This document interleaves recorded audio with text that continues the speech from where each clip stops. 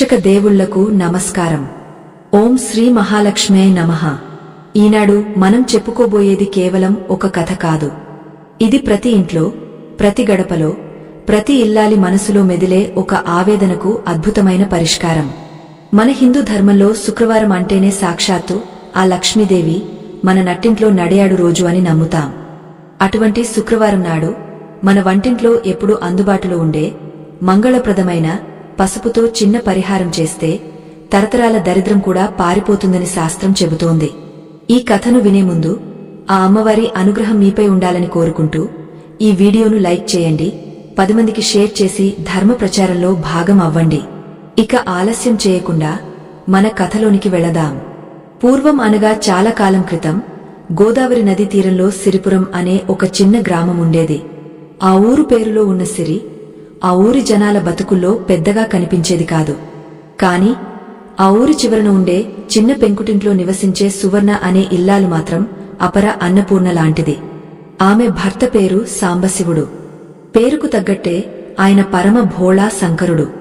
ఉదయం లేచిన దగ్గర నుండి రాత్రి వరకు పొలంలో కూలి పనికి వెళ్లేవాడు. రెక్కలు ముక్కలు చేసుకుని కష్టపడితేగాని రాత్రికి ఆ ఇంట్లో పొయ్యి వెలిగేది కాదు. అయినా సరే సువర్ణ ఏనాడు తన నుదుటిన కుంకుమ, కాళ్లకు పసుపు, ముఖాన చిరునవ్వు చెదిరిపోనిచ్చేది కాదు. ఆమెకు ఆ ఊరిలోని పురాతన లక్ష్మీ ఆలయమంటే పంచప్రాణాలు. అయితే విధి వైచిత్యం ఏమిటంటే సాంబశివుడు ఎంత కష్టపడి సంపాదించినా ఆ డబ్బు నీళ్లలా ఖర్చయిపోయేది. చేతికి వచ్చినట్టే వచ్చి ఏదో ఒక అనారోగ్య రూపంలోనో లేదా అనుకుని ఆపద రూపంలోనో ఆ లక్ష్మి ఇంటి గడప దాటి వెళ్లిపోయేది. పిల్లల చదువులకు ఫీజులు కట్టాలన్నా, పండుగనాడు కొత్త బట్టలు కొనాలన్నా ఆ దంపతులు పడే వేదన అంతా ఇంతా కాదు. అప్పులు చేసేవారు, ఆ అప్పులు తీర్చడానికి మళ్లీ అప్పులు చేసేవారు. వడ్డీల మీద వడ్డీలు పెరిగిపోతున్నాయే తప్ప అసలు తీరే మార్గం కనిపించడం లేదు. ఒకానొక శ్రావణ శుక్రవారం నాడు సువర్ణ ఉదయాన్నే నిద్రలేచింది. బ్రాహ్మీ ముహూర్తంలో లేచి ఇంటి ముందు పేడ కళ్ళాపి జల్లి చక్కటి ముగ్గు వేసింది. ఆ ముగ్గులో ఎర్రమట్టితో గీతలు గీస్తుంటే ఆమె మనసులో మాత్రం ఏదో తెలియని దిగులు ఆవహించి ఉంది. ఎందుకంటే ఆ రోజు వరలక్ష్మి వ్రతం చేసుకోవాలని ఆమెకు ఎంతో ఆశ. కాని చేతిలో చిల్లిగవ్వలేదు. కనీసం అమ్మవారికి నైవేద్యం పెట్టడానికి పాయసం చేయడానికి సరిపడా బెల్లం, పాలు కొనే స్తోమత కూడా ఆ రోజు లేకపోయింది. సాంబశివుడు ఉదయాన్నే లేచి భార్య ముఖం చూడలేక తలదించుకుని పని వెతుక్కుంటూ పట్నం వెళ్లాడు. సువర్ణ స్నానం చేసి తడి బట్టలతోనే పూజ గదిలోకి వెళ్ళింది. అక్కడ పటంలో ఉన్న లక్ష్మీదేవిని చూస్తూ, అమ్మా జగన్మాత, ఏ జన్మలో చేసుకున్న పాపమో గాని ఈ జన్మలో ఇంతటి దారిద్ర్యం అనుభవిస్తున్నాను. కనీసం శుక్రవారం నాడు నీకు ఇష్టమైన పాయసం కూడా చేసి పెట్టలేకపోతున్నానే తల్లి అని కన్నీరు పెట్టుకుంది. ఆమె కళ్ల నుండి రాలిన కన్నీటి చుక్కలు నేలమీద ఉన్న పసుపు కుంకుమల మీద పడ్డాయి. ఆ సమయంలో ఇల్లంతా ఒక రకమైన నిశ్శబ్దం ఆవహించింది. కేవలం బయట గాలికి ఊగుతున్న మామిడి తోరణాల సవ్వడి తప్ప మరే శబ్దం లేదు. సరిగా అప్పుడే ఇంటి బయట నుండి ఒక గాంభీరమైన గొంతు వినిపించింది. భవతి భిక్షాం దేహి అని. సువర్ణ ఉలిక్కిపడి కళ్ళు తుడుచుకుని బయటకు వచ్చింది. గుమ్మం ముందు ఒక వృద్ధురాలు నిలబడి ఉంది. ఆమె ముఖం ముడతలు పడి ఉన్నా కళ్లలో ఏదో తెలియని తేజస్సు వెలిగిపోతోంది. ఆమె ధరించిన చీర చాలా పాతదే అయినా స్వచ్ఛంగా ఉంది. ఆమె చేతిలో ఒక చిన్న రాగపాత్ర, మెడలో రుద్రాక్షమాలలు ఉన్నాయి. ఆ వృద్ధురాలిని చూడగానే సువర్ణకు తన కష్టాలన్నీ మర్చిపోయి ఒక అమ్మమ్మను చూసిన భావన కలిగింది. అమ్మా రండి, కూర్చోండి అని సువర్ణ సాదరంగా ఆహ్వానించి అరుగుమీద చాపవేసింది. కాని ఆ వృద్ధురాలు కూర్చోలేదు. సువర్ణ ముఖంలో ఉన్న దీనత్వాన్ని, ఆ ఇంటి వాతావరణాన్ని ఆమె నిశితంగా గమనించింది. బిడ్డా, ఈ రోజు శుక్రవారం, మహాలక్ష్మీ దేవికి ప్రీతికరమైన రోజు. కాని నీ ముఖంలో కళలేదు. నీ ఇంట్లో దీపం వెలుగుతున్నా ఏదో చీకటి కమ్ముకున్నట్లు ఉంది. ఏంటి నీ బాధ అని అడిగింది ఆ వృద్ధురాలు. ఆమె గొంతులో ఎంతో ఆప్యాయత, మరెంతో అధికారం ధ్వనించాయి. సువర్ణ ఇక ఆగలేకపోయింది. అప్పటిదాకా గుండెల్లో దాచుకున్న బాధనంతా ఆ వృద్ధురాలి ముందు వెళ్లగక్కింది. అవ్వా, మా కష్టం పగవారికి కూడా రాకూడదు. నా భర్త రక్తం చెమటగా మార్చి కష్టపడుతున్నాడు. నేను నిత్యం దీపారాధన చేస్తున్నాను. కాని మా ఇంట్లో డబ్బు నిలవడం లేదు. అప్పుల వాళ్ళు ఇంటిమీదకు వస్తున్నారు. ఈ రోజు పండుగ రోజు కూడా పస్తులు ఉండే పరిస్థితి వచ్చింది అని బోరున విలపించింది. ఆ వృద్ధురాలు చిన్నగా నవ్వింది. ఆ నవ్వులో వెటకారం లేదు, ఓదార్పు ఉంది. ఆమె సువర్ణ దగ్గరకు వచ్చి తన చేతిని సువర్ణ తలమీద పెట్టి, పిచ్చిదానా, సిరి సంపదలు రావాలంటే కేవలం కష్టపడితే సరిపోదు. ఆ లక్ష్మీదేవిని మన ఇంట్లో బంధించి ఉంచే ఉపాయం తెలియాలి. మన పూర్వీకులు ఋషులు మనకు ఎన్నో రహస్యాలు చెప్పారు. కాని మనం వాటిని మర్చిపోయాము. నీకు తెలుసా, నీ వంటింట్లో నీ కళ్ల ముందే ఒక అద్భుతమైన వస్తువు ఉంది. దాన్ని సరిగా వాడితే సాక్షాత్తు ఆ స్వర్ణలక్ష్మి నీ ఇల్లు వెతుక్కుంటూ వస్తుంది అని చెప్పింది. సువర్ణ ఆశ్చర్యంగా చూసింది. ఏంటి అవ్వా అది? నా వంటింట్లో ఉందా? ఏంటది అని ఆతృతగా అడిగింది. అప్పుడు ఆ వృద్ధురాలు తన సంచిలోంచి ఒక చిన్న పొట్లం తీసింది. అందులో నుండి ఘుమఘుమలాడే సువాసన వస్తోంది. అది మామూలు వాసన కాదు, ఆలయాల్లో ఉండే పవిత్రమైన సుగంధం. ఇదిగో బిడ్డా, దీన్ని పసుపు అనుకుంటున్నావేమో. ఇది కేవలం వంటలో వేసే దినుసు కాదు. ఇది బంగారం. ఇది గురుగ్రహానికి ప్రతీక. ఇది మంగళానికి సూచిక. కాని చాలామంది ఆడవాళ్లు శుక్రవారం నాడు పసుపును వాడే విధానంలో చిన్న తప్పులు చేస్తున్నారు. అందుకే లక్ష్మి రావడం లేదు. ఆ తప్పులేంటో, అసలు శుక్రవారం సాయంత్రం పసుపుతో చేయాల్సిన ఆ రహస్య పరిహారం ఏంటో చెబుతాను విను అంటూ ఆ వృద్ధురాలు సువర్ణ చెవిలో ఏదో చెప్పడానికి దగ్గరగా వచ్చింది. ఆ సమయంలో గాలి గట్టిగా వీచింది. ఇంటి ముందు ఉన్న తులసి మొక్క గలగలా ఊగింది. సువర్ణ ఎంతో ఏకాగ్రతతో ఆ వృద్ధురాలు చెప్పబోయే మాటల కోసం చెవిని రిక్కించి వినసాగింది. ఆ క్షణం ఆమె జీవితాన్నే మార్చబోయే క్షణమని ఆమెకు అప్పుడు తెలియదు. ఆ వృద్ధురాలు సువర్ణకు దగ్గరగా జరిగి ఆమె కళ్లలోకి సూటిగా చూస్తూ చెప్పడం ప్రారంభించింది. బిడ్డా, శ్రద్ధగా విను. ఏ ఇంట అయితే పసుపును నిర్లక్ష్యం చేస్తారో ఆ ఇంట దరిద్రం తాండవిస్తుంది. మనం వంటలో వేసే పసుపు, పూజకు వాడే పసుపు వేరువేరుగా ఉండాలి. చాలామంది ఆడవాళ్లు చేసే మొదటి తప్పు ఇదే. వంటగదిలో డబ్బాలో చేయి పెట్టి అదే చేతితో పూజ గదిలో పసుపును ముట్టుకుంటారు. ఇది మహాపాపం. లక్ష్మీదేవికి ఆగ్రహం తెప్పించే పని అది. కాని ఇప్పుడు నేను చెప్పేది అంతకంటే శక్తివంతమైన పరిహారం. ఇది కేవలం శుక్రవారం సాయంత్రం ప్రదోష వేళలో మాత్రమే చేయాలి. సువర్ణ ఊపిరి బిగబట్టి వింటోంది. ఆమె మనసులో ఆతృత కట్టలు తెంచుకుంటోంది. శుక్రవారం సాయంత్రం సూర్యుడు అస్తమించిన తర్వాత ఆవు నెయ్యితో 2 దీపాలు వెలిగించాలి. ఆ దీపాలు సామాన్యమైన ప్రమిదల్లో కాదు. నీ దగ్గర వెండి ప్రమిదలు లేకపోయినా పర్వాలేదు. మట్టి ప్రమిదలను శుభ్రంగా కడిగి వాటికి పసుపు రాసి కుంకుమ బొట్లు పెట్టి సిద్ధం చేసుకో. ఆ దీపాల మధ్యలో ఒక చిన్న ఇత్తడి ప్లేటుగాని లేదా తమలపాకుగాని పెట్టు. ఆ ప్లేటులో గుప్పెడు స్వచ్ఛమైన పసుపు వేయి. ఆ పసుపును నీ చేతి వేళ్లతో తాకుతూ ఓం శ్రీ మహాలక్ష్మే నమః అనే మంత్రాన్ని 108 సార్లు జపించు. జపిస్తున్నంతసేపు ఆ పసుపులో లక్ష్మీదేవి ఆవాహన అవుతున్నట్లు భావించు. వృద్ధురాలు కాస్త ఆగి మంచినీళ్లు అడిగింది. సువర్ణ పరుగున వెళ్లి చెంబులో నీళ్లు తెచ్చి ఇచ్చింది. ఆ నీళ్లు తాగి వృద్ధురాలు మళ్లీ చెప్పడం కొనసాగించింది. ఇక్కడే అసలైన రహస్యముంది. జపం పూర్తయ్యాక ఆ పసుపులో కొద్దిగా పచ్చకర్పూరం, 2 లవంగాలు, 1 యాలక్కాయ వేసి బాగా కలపాలి. ఈ మిశ్రమాన్ని ఒక చిన్న పసుపు రంగు వస్త్రంలో మూట కట్టాలి. ఈ మూటను నీ బీరువాలో డబ్బులు దాచే ప్రదేశంలోగాని లేదా నీ భర్త వ్యాపారం చేసే గల్లా పెట్టెలోగాని పెట్టాలి. ఇలా ప్రతి శుక్రవారం పాత మూటను తీసి నీటిలో కలిపి ఏదైనా చెట్టు మొదట్లో పోసి కొత్త మూటను పెట్టాలి. ఇలా వరుసగా 5 శుక్రవారాలు చేసి చూడు. నీ ఇల్లు బంగారం అవుతుంది. సువర్ణకు ఈ పరిహారం వినగానే ఏదో తెలియని శక్తి వచ్చినట్లు అనిపించింది. చాలా సులభంగా ఉంది, కాని ఎంతో శక్తివంతంగా అనిపిస్తోంది. అవ్వా, ఇంత చిన్న పనితో నిజంగా మా కష్టాలు తీరుతాయా అని అమాయకంగా అడిగింది. ఆ వృద్ధురాలు చిరునవ్వు నవ్వింది. నమ్మకమే బలం బిడ్డా. ఈ పసుపులో ఉన్న శక్తి సామాన్యమైనది కాదు. ఇది గురుగ్రహ అనుగ్రహాన్ని, లక్ష్మీదేవి కటాక్షాన్ని ఏకకాలంలో ఇస్తుంది. కాని గుర్తుంచుకో, ఈ పరిహారం చేసేటప్పుడు నీ మనసు నిర్మలంగా ఉండాలి. ఎవరి మీద ద్వేషం, అసూయ ఉండకూడదు. ముఖ్యంగా ఈ పరిహారం గురించి బయట ఎవరికీ చెప్పకూడదు. గోప్యంగా ఉంచినప్పుడే మంత్రానికి శక్తి ఎక్కువ. ఆ వృద్ధురాలు చెప్పిన మాటలు సువర్ణ గుండెల్లో ముద్రించుకుపోయాయి. ఆమె వెంటనే లోపలికి వెళ్లి వృద్ధురాలికి ఏదైనా ఇవ్వాలని వెతికింది. కాని ఇంట్లో ఏమీ లేవు. చివరకు దేవుడి దగ్గర ఉన్న ఒక అరటిపండును తెచ్చి, అవ్వా, నా దగ్గర ఇవ్వడానికి ఏమీ లేదు, ఈ పండును స్వీకరించు అని చేతులు జోడించింది.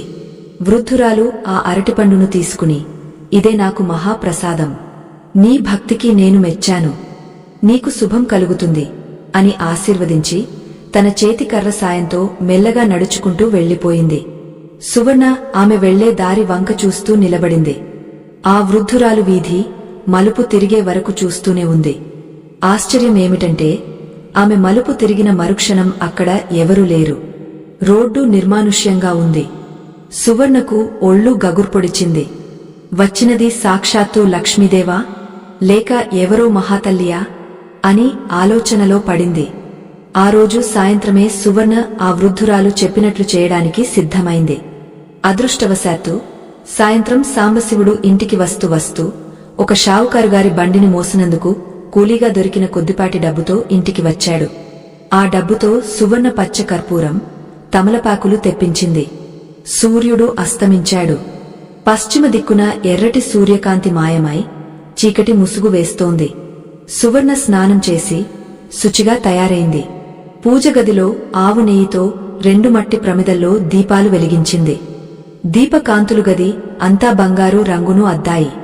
ఆ కాంతిలో లక్ష్మీదేవి పటం మరింత శోభాయమానంగా కనిపిస్తోంది. వృద్ధురాలు చెప్పినట్టే ఒక తమలపాకులో పసుపును పోసింది. కళ్ళు మూసుకుని ఏకాగ్రతతో ఓం శ్రీ మహాలక్ష్మే నమః అని జపించడం మొదలుపెట్టింది. ఆమె జపిస్తున్నంతసేపు ఆమె చుట్టూ ఏదో తెలియని ప్రకంపనలు వస్తున్నట్లు అనిపించింది. పసుపులో నుండి ఒక దివ్యమైన సువాసన వస్తున్నట్లు ఆమెకు భ్రమ కలిగింది. కాదు, అది భ్రమ కాదు, నిజమే. ఆ పసుపులో లవంగాలు, యాలకులు, పచ్చ కర్పూరం కలిపినప్పుడు వచ్చిన వాసన సాంబ్రాణి పొగతో కలిసి ఇల్లంతా ఒక దేవాలయంలా మార్చేసింది. బయట అరుగుమీద కూర్చున్న సాంబశివుడికి కూడా ఆ వాసన తగిలి మనసులో ఏదో తెలియని ప్రశాంతత కలిగింది. పూజ పూర్తయ్యాక సువర్ణ ఆ పసుపు మూటను కట్టి ఎంతో భక్తితో తీసుకువెళ్లి తమ పాత ఇనుప బీరువాలో పెట్టింది. ఆ బీరువాలో చిల్లిగవ్వ కూడా లేదు. కొన్ని పాత కాగితాలు, పిల్లల బట్టలు తప్ప ఆ మూటను పెడుతూ, తల్లీ, ఈ బీరువా నిండా సిరిసంపదలు నిండేలా చూడు, మా కష్టాలు తీర్చు అని మనసులో బలంగా కోరుకుంది. ఆ రాత్రి ఆ దంపతులు పస్తులు ఉన్నప్పటికీ కడుపు నిండిన భావనతో నిద్రపోయారు. ఏదో మంచి జరగబోతోంది అనే ఆశ వారిలో చిగురించింది. మరుసటి రోజు శనివారం. సాంబశివుడు యథావిధిగా పనికి వెళ్లడానికి సిద్ధమయ్యాడు.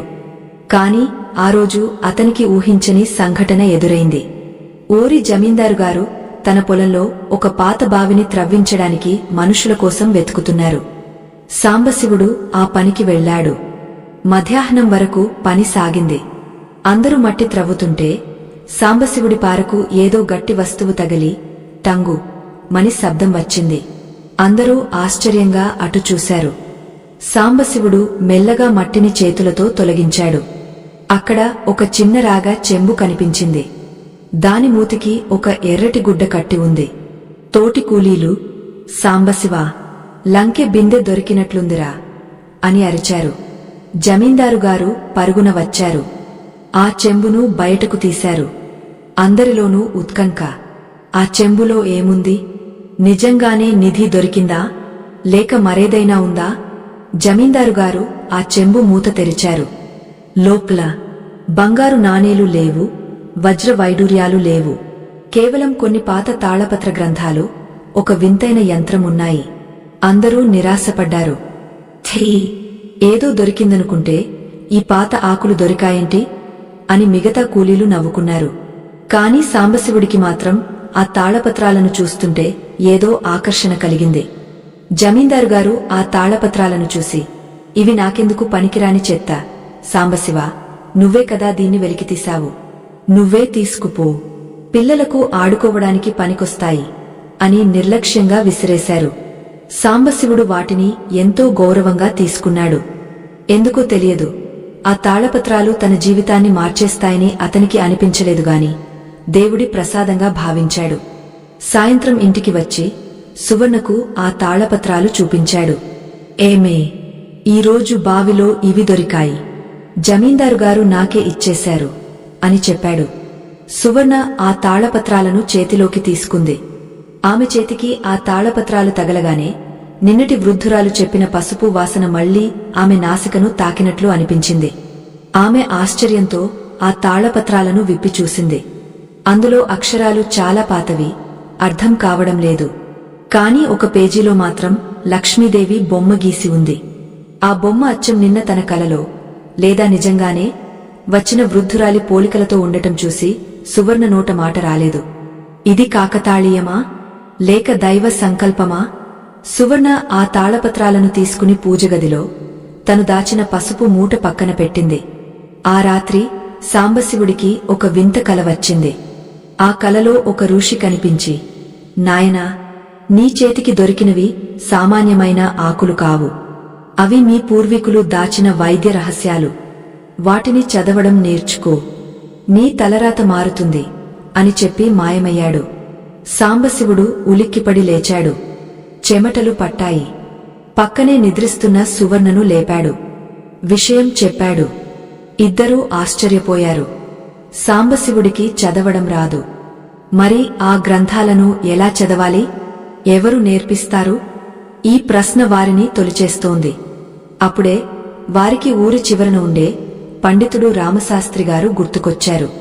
ఆయన సంస్కృతం, పాత గ్రంథాలు చదవడంలో దిట్ట. కాని ఆయన మహాకోపిష్టి, ఎవరినీ దరిచేరనివ్వడు. మరి సాంబశివుడు ఆయన దగ్గరకు వెళ్లగలడా? వెళ్ళినా ఆయన సహాయం చేస్తారా? కథలో ఒక కొత్త మలుపు రాబోతోంది. ఆ పసుపు మూట ప్రభావం పనిచేయడం మొదలుపెట్టిందా? ఆ తాళపత్రాల్లో ఉన్న రహస్యమేమిటి? రామశాస్త్రిగారిని సాంబశివుడు ఒప్పించగలడా? ఆదివారం ఉదయం సూర్యభగవానుడు బంగారు కిరణాలతో సిరిపురం గ్రామాన్ని నిద్రలేపుతున్నాడు. ఆ కిరణాలు సాంబశివుడి ఇంటిని కూడా తాకాయి. కాని ఆ ఇంట్లో ఉన్న సాంబశివుడు, సువర్ణలకు మాత్రం నిద్రపట్టలేదు. వారి మనసు నిండా ఆ తాళపత్ర గ్రంథాలే ఉన్నాయి.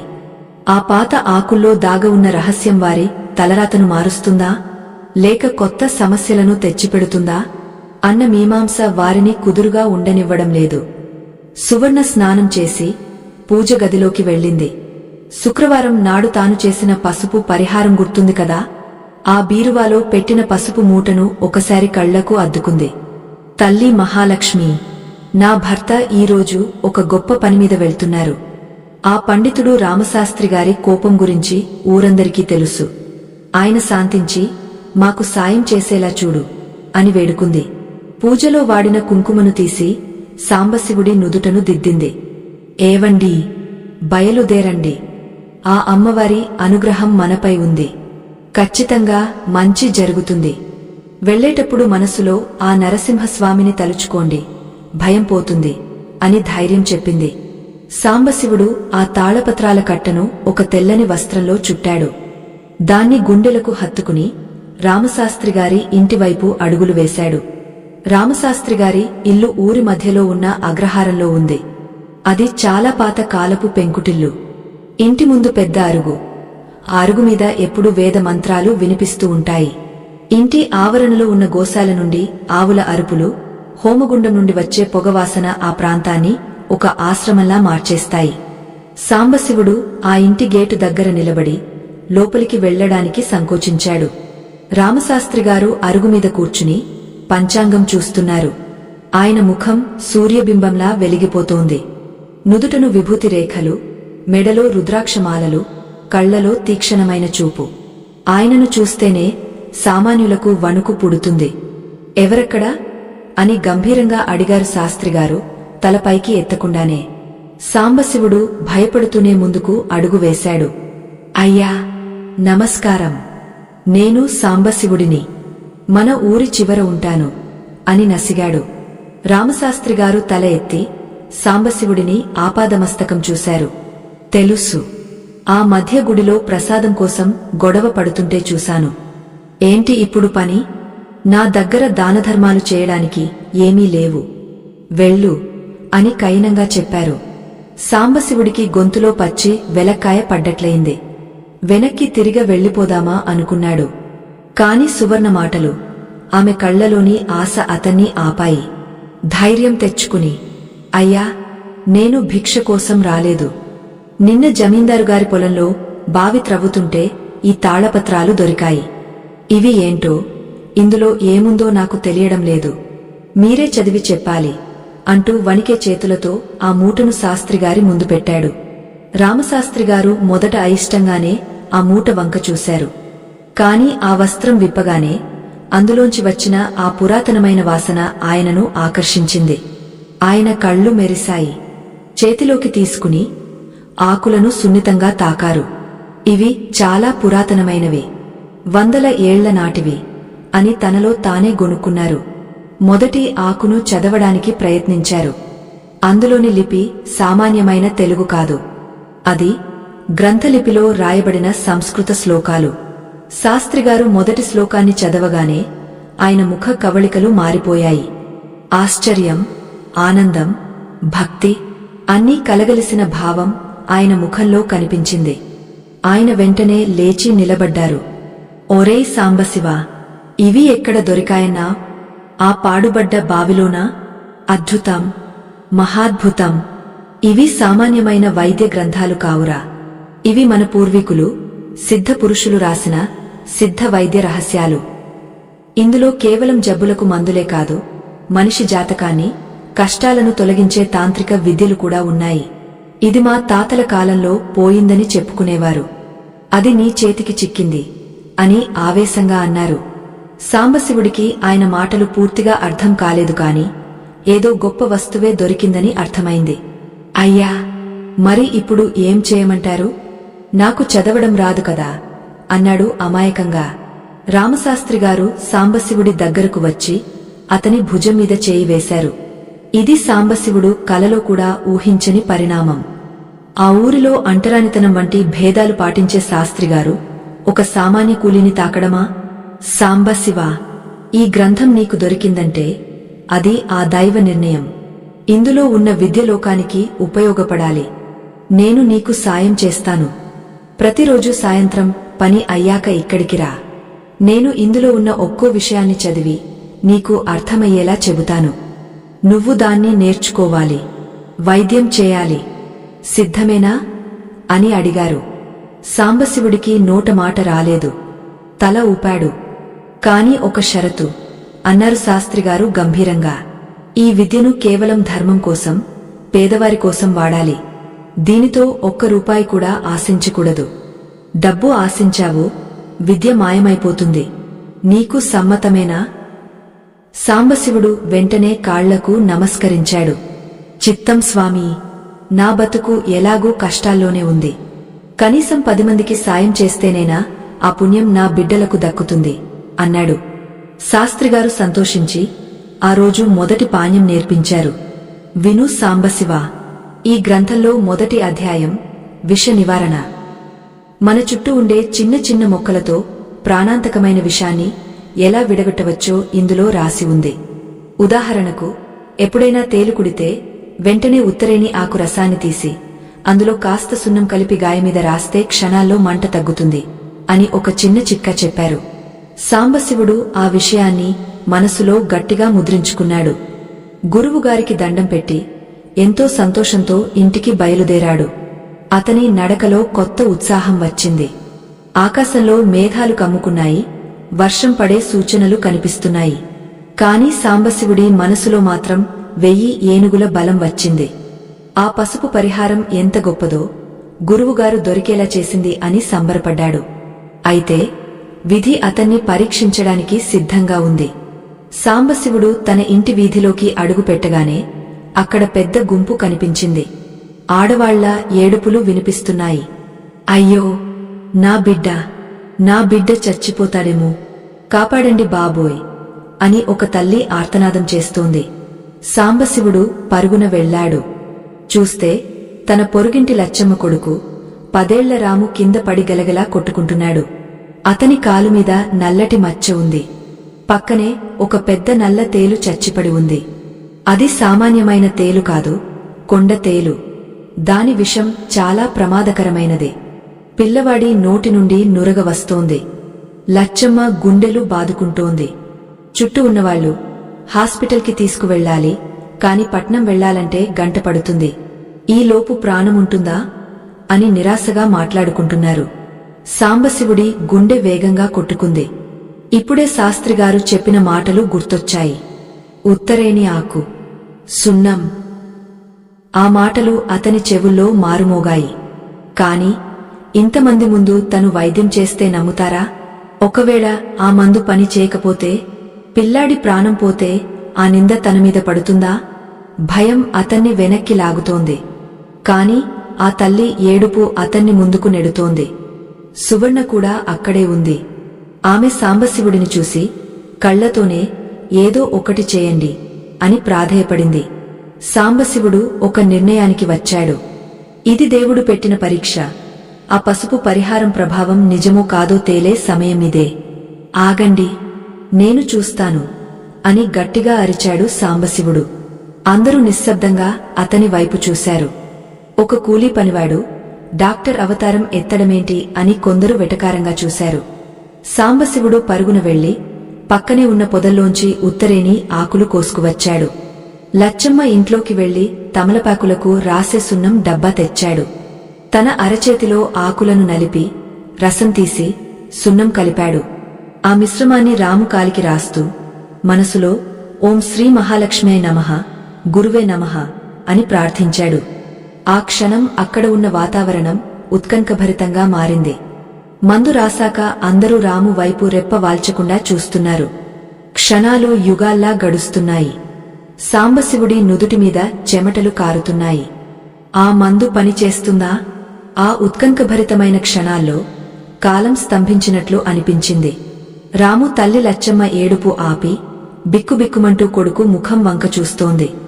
సాంబశివుడు కళ్లు మూసుకుని తన గురువు రామశాస్త్రిగారి పాదాలను, ఆ పసుపు మూటలో ఉన్న లక్ష్మీదేవిని మనసారా స్మరించుకున్నాడు. చుట్టూ ఉన్న జనం గుసగుసలాడుతున్నారు.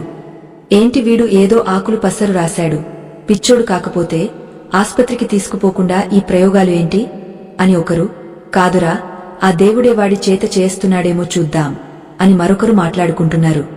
సరిగ్గా 5 నిమిషాలు గడిచాయి. అప్పటిదాకా స్పృహ లేకుండా నురగలు కక్కుతున్న రాము కనురెప్పలు కదిలాయి. చిన్నగా అమ్మా అనే శబ్దం అతని గొంతులోంచి వచ్చింది.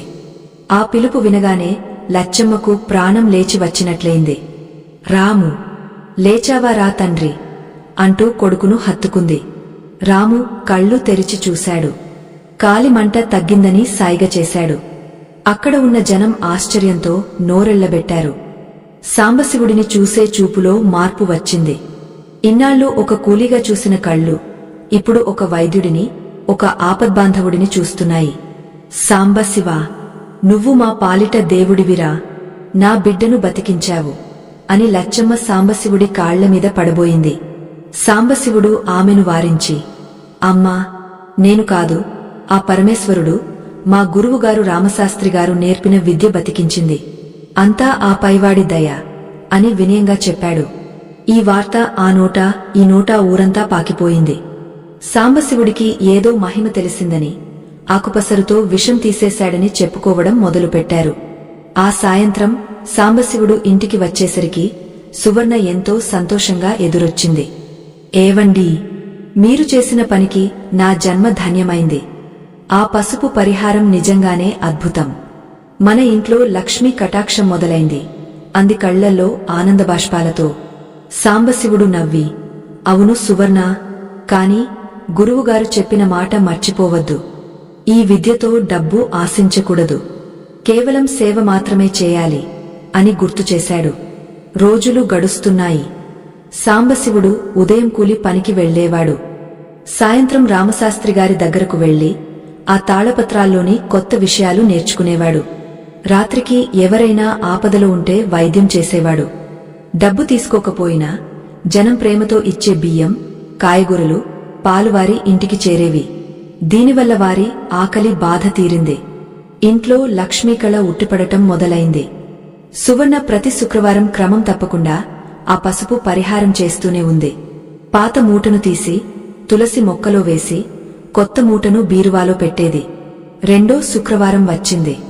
సువర్ణ యథావిధిగా పూజ చేసి పసుపు మూటను మార్చింది. ఆ మరుసటి రోజు సాంబశివుడు రామశాస్త్రిగారి దగ్గరకు వెళ్లినప్పుడు శాస్త్రిగారు ఒక ఆసక్తికరమైన విషయాన్ని చదివి వినిపించారు. సాంబశివ, ఈ గ్రంథంలో వాస్తు దోష నివారణ గురించి కూడా ఉంది.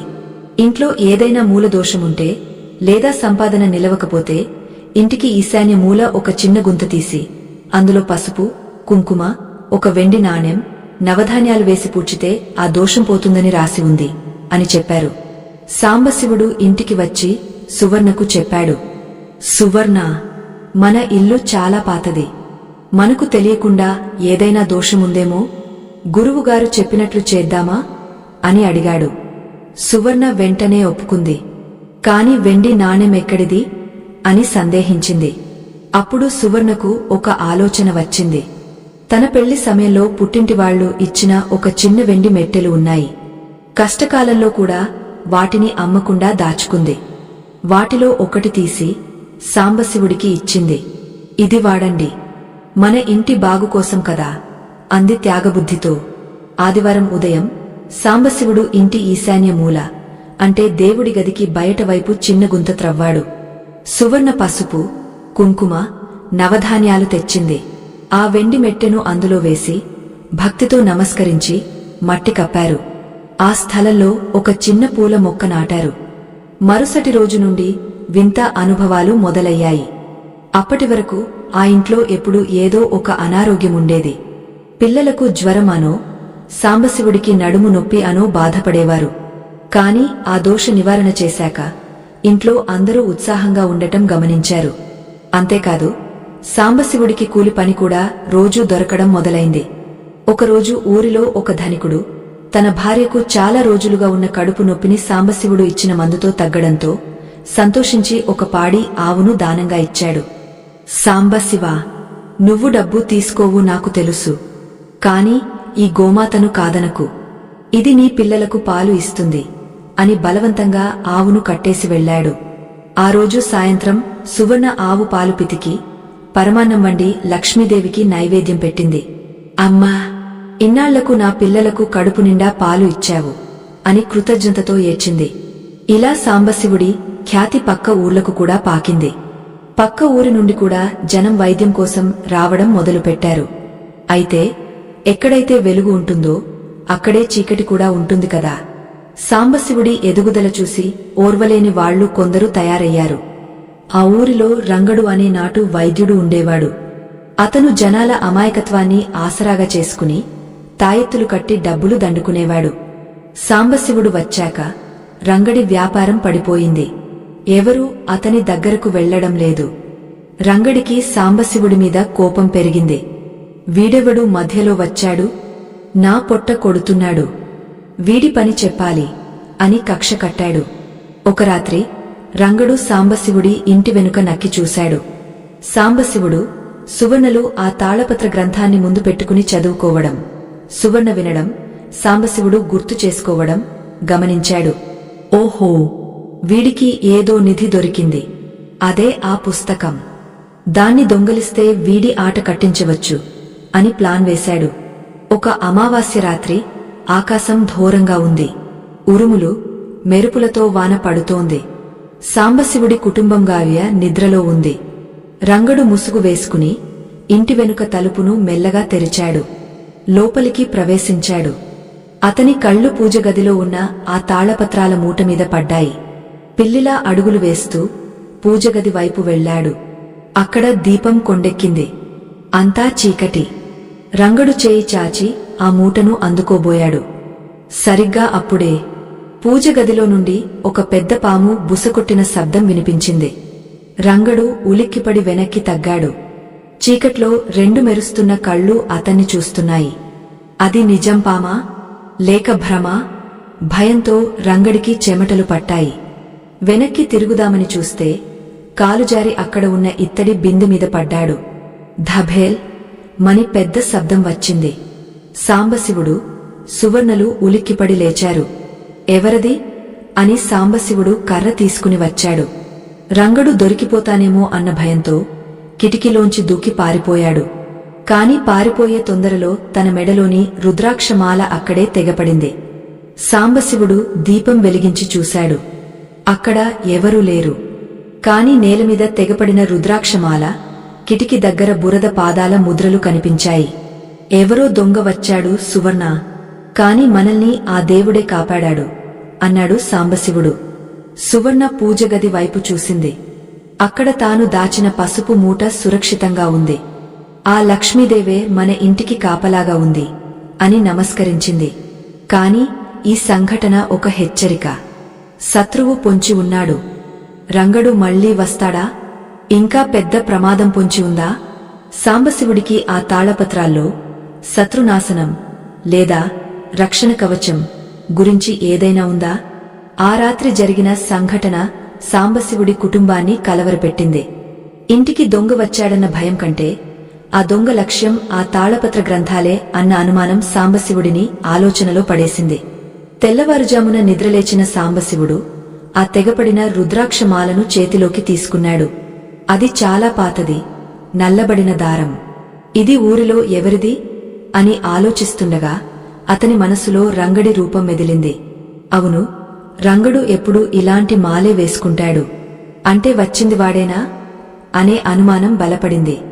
మరుసటి రోజు సాయంత్రం రామశాస్త్రిగారి దగ్గరకు వెళ్లినప్పుడు సాంబశివుడు రాత్రి జరిగిన విషయాన్ని పూసగుచ్చినట్లు చెప్పాడు.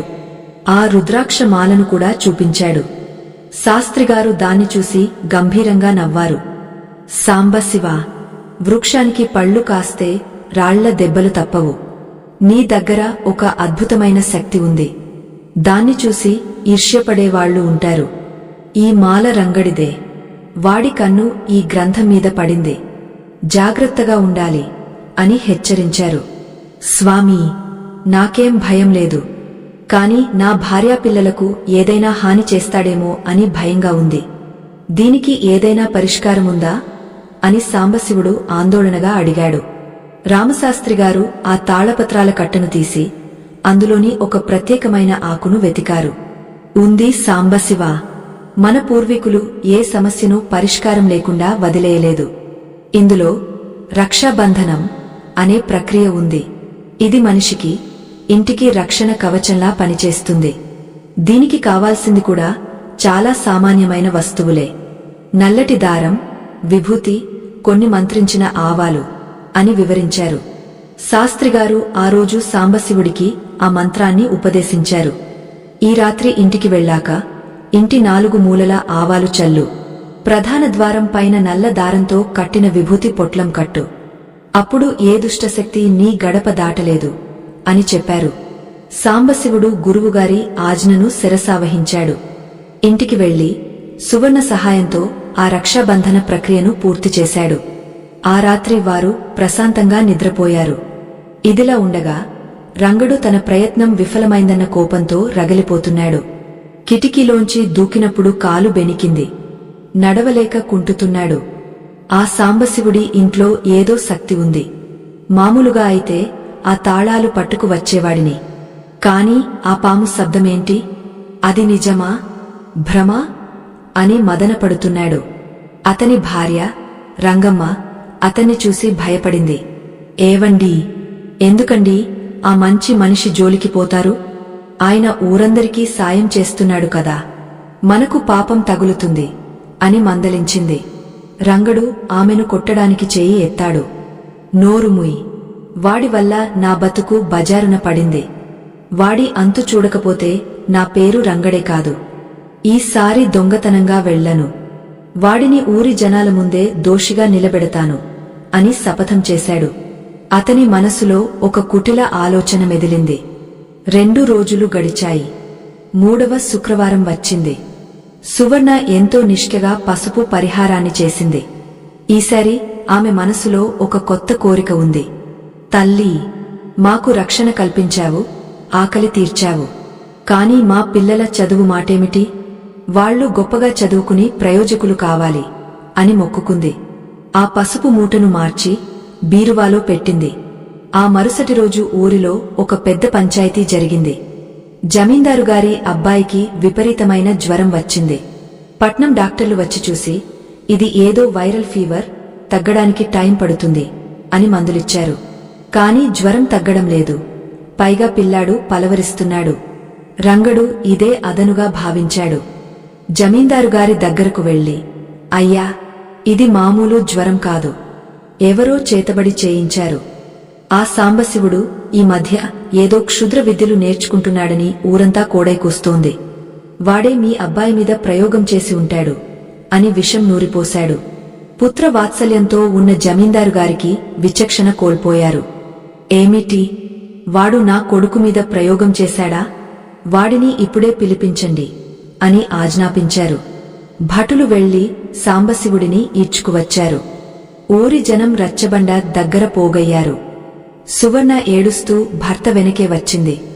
సాంబశివ, నువ్వు క్షుద్ర విద్యలు చేస్తున్నావట కదా? నా కొడుకును మంచం పట్టించింది నువ్వేనట కదా? నిజం చెప్పు అని జమీందారుగారు గర్జించారు. సాంబశివుడు నిర్శాంతపోయాడు. అయ్యా, రామరామ, ఎంత మాట అన్నారు? నేను దైవ సాక్షిగా కేవలం వైద్యం మాత్రమే చేస్తున్నాను. ఎవరికీ హాని తలపెట్టలేదు. ఇదంతా ఎవరో గిట్టని వాళ్లు చెప్పిన మాట అని వేడుకున్నాడు. అప్పుడు రంగడు ముందుకొచ్చాడు. అబద్ధం! వీడి ఇంట్లో ఒక తాళపత్ర గ్రంథముంది. అందులో అన్నీ మంత్రతంత్రాలే. ఆ రోజు బావిలో దొరికిన దాన్ని వీడు దాచుకున్నాడు. కావాలంటే ఇప్పుడే వీడి ఇల్లు సోదా చేయించండి అని సవాలు విసిరాడు. జమీందారుగారు సాంబశివుడి ఇంటిని సోదా చేయమని భటులను పంపారు. సువర్ణ గుండె ఆగపోయినంత పనైంది. ఆ తాళపత్రాలు దొరికితే అందులో ఉన్నది వైద్యమా, మంత్రమా అని ఎవరికి తెలుస్తుంది? అందరూ వాటిని క్షుద్ర విద్య అని అనుకుంటారు కదా. ఆమె మనసులో లక్ష్మీదేవిని వేడుకుంది. అమ్మా, నువ్వే మమ్మల్ని కాపాడాలి, సత్యం గెలవాలి అని కన్నీరు పెట్టుకుంది. భటులు ఇంటికి వెళ్లారు. పూజ గదిలో వెతికారు.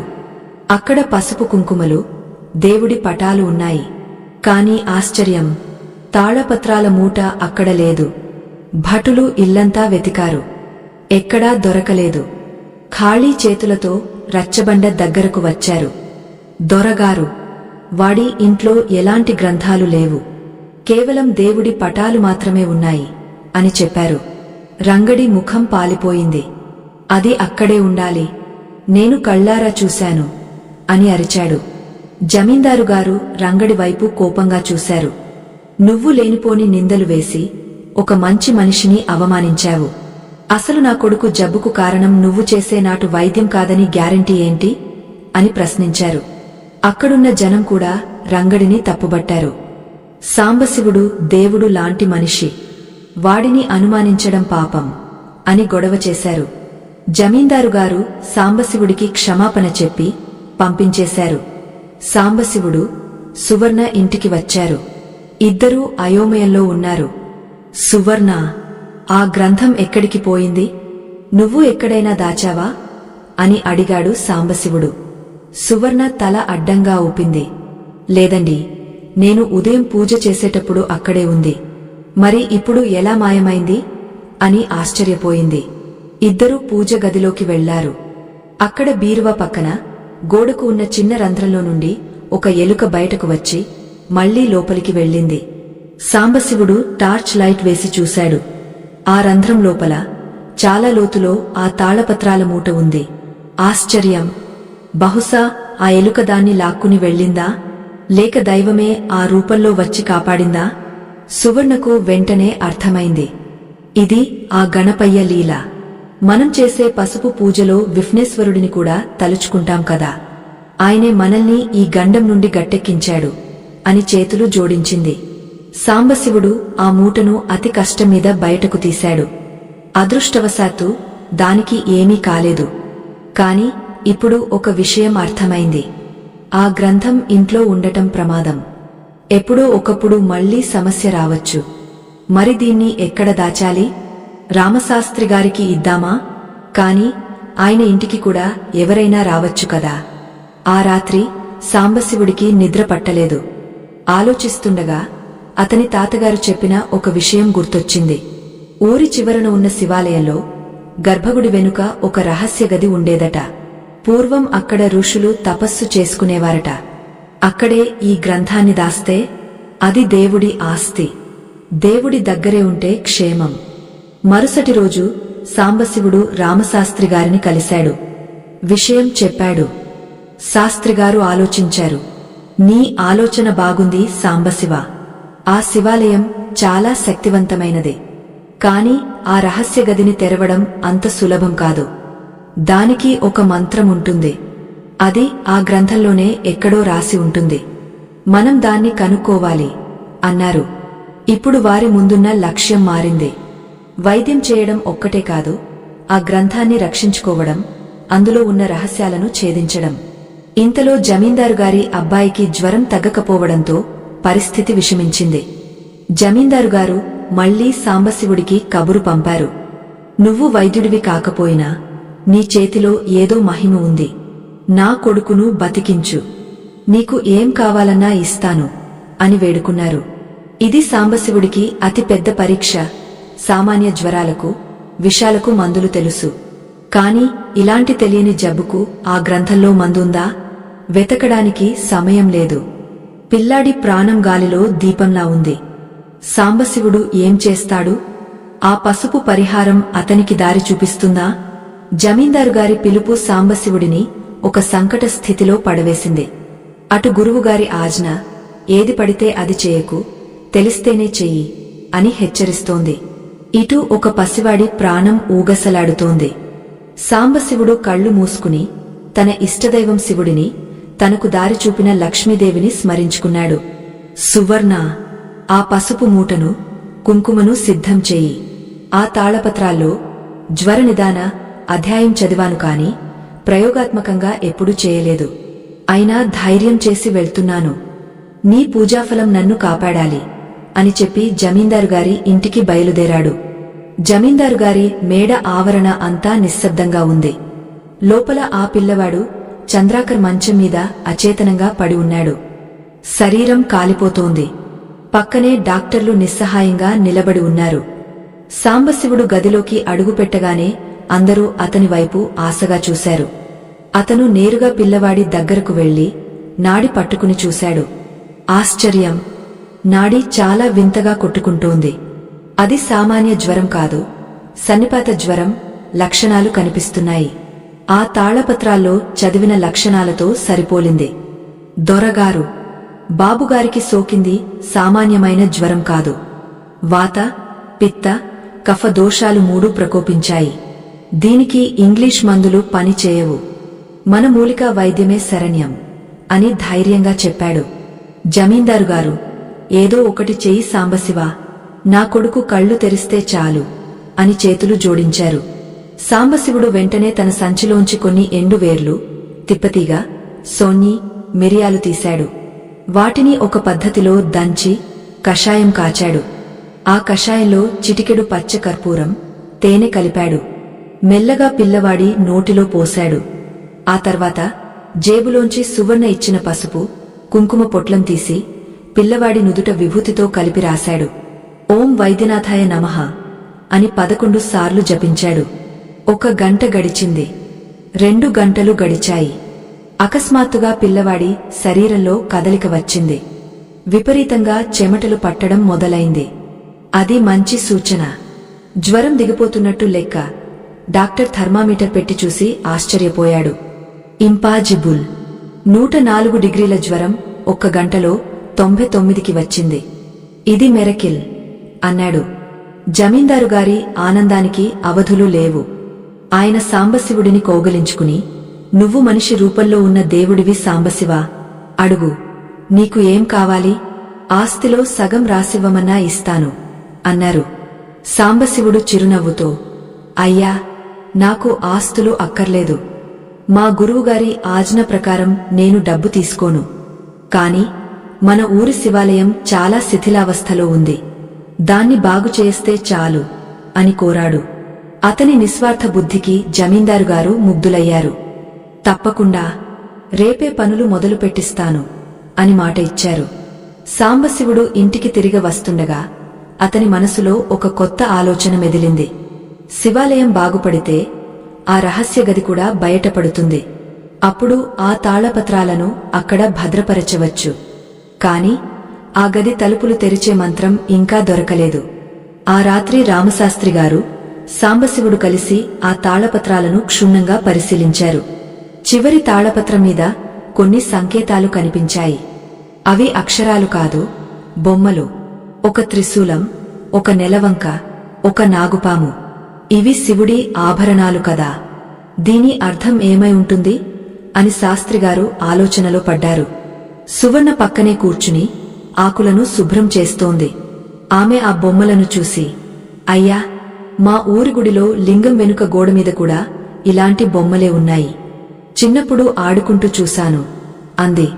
శాస్త్రిగారి కళ్ళు మెరిశాయి. అదే క్లూ. ఆ బొమ్మలను ఒక నిర్దిష్టమైన క్రమంలో నొక్కితే ఆ రహస్యగది తెరుచుకుంటుందేమో. రేపు ఉదయం గుడికి వెళ్దాం అని నిర్ణయించారు. మరుసటి రోజు శుక్రవారం. సువర్ణకు ఇది 4వ శుక్రవారం. ఆమె భక్తి శ్రద్ధలతో పసుపు పరిహారాన్ని పూర్తి చేసింది. ఈసారి ఆమె కోరిక, తల్లి, ఆ రహస్యగది తెరుచుకునేలా చెయ్యి. ఆ జ్ఞానాన్ని కాపాడే శక్తి మాకు ఇవ్వు అని ప్రార్థించింది. సాంబశివుడు, రామశాస్త్రిగారు శివాలయానికి వెళ్లారు. గుడి చాలా పాతది. రాతి స్తంభాలు బీటలు వారి ఉన్నాయి. గర్భగుడిలో శివలింగం స్వయంభువు. వారు లింగం వెనుక వైపు ఉన్న గోడను పరిశీలించారు. అక్కడ నిజంగానే నాచు పట్టిన రాతిమీద ఆ 3 గుర్తులు ఉన్నాయి. శాస్త్రిగారు, సాంబశివ, మొదట త్రిశూలం, తర్వాత నెలవంక, చివరగా నాగుపాము. ఈ క్రమంలో ఆ గుర్తులను నొక్కు అని చెప్పారు. సాంబశివుడు వణుకుతున్న చేతులతో త్రిశూలం గుర్తును నొక్కాడు. అది లోపలికి వెళ్ళింది. తర్వాత నెలవంక, అది కూడా కదిలింది. చివరగా నాగుపాము గుర్తును నొక్కగానే గర్భగుడిలో పెద్ద శబ్దం వచ్చింది. గ్రర్ అంటూ రాతిగోడ పక్కకు జరిగింది. అక్కడ ఒక చిన్న సొరంగ మార్గం కనిపించింది. అందరూ ఆశ్చర్యపోయారు. ఆ సొరంగంలో నుండి చల్లటి గాలి, సాంబ్రాణి వాసన వచ్చాయి. శాస్త్రిగారు, ఇది మన పూర్వీకుల తపోభూమి. జాగ్రత్తగా వెళ్దాం అని ముందు నడిచారు. సాంబశివుడు చేతిలో కాగడా పట్టుకుని అనుసరించాడు. ఆ సొరంగం చివర ఒక చిన్న గది ఉంది. ఆ గది మధ్యలో ఒక వేదిక. దానిమీద ఒక వెండి పెట్టె ఉంది. ఆ పెట్టె మీద కూడా లక్ష్మీదేవి ప్రతిమ చెక్కి ఉంది. సాంబశివ, బహుశా ఈ గ్రంథానికి సంబంధించిన అసలు రహస్యం ఈ పెట్టెలోనే ఉండి ఉంటుంది. ఆ గ్రంథం కేవలం తాళం చెవి మాత్రమే. అసలు నిధి ఇక్కడ ఉంది అన్నారు శాస్త్రిగారు. వారు ఆ పెట్టె దగ్గరకు వెళ్లారు. కాని దానికి తాళం లేదు. మూత తీయడానికి ప్రయత్నిస్తే రావడం లేదు. ఆ పెట్టె మీద రాసి ఉంది, నిస్వార్థమైన మనసు, పవిత్రమైన హస్త మాత్రమే దీన్ని తెరవగలవు. శాస్త్రిగారు ప్రయత్నించారు, రాలేదు. సాంబశివుడు ప్రయత్నించాడు, రాలేదు. ఇద్దరూ నిరాశపడ్డారు. మనం నిస్వార్థంగానే ఉన్నాం కదా, ఎందుకు రావడం లేదు అని ఆలోచించారు. అప్పుడే సాంబశివుడికి సువర్ణ గుర్తుకొచ్చింది. గురువుగారు, ఇక్కడ పవిత్రమైన హస్తం అంటే నిత్యం ఆ తల్లిని అర్చించే స్త్రీ హస్తం కావచ్చు కదా. సువర్ణ ఆ పసుపు పూజ చేస్తుంది. ఆమె చేతికి ఆ శక్తి వచ్చిందేమో అన్నాడు.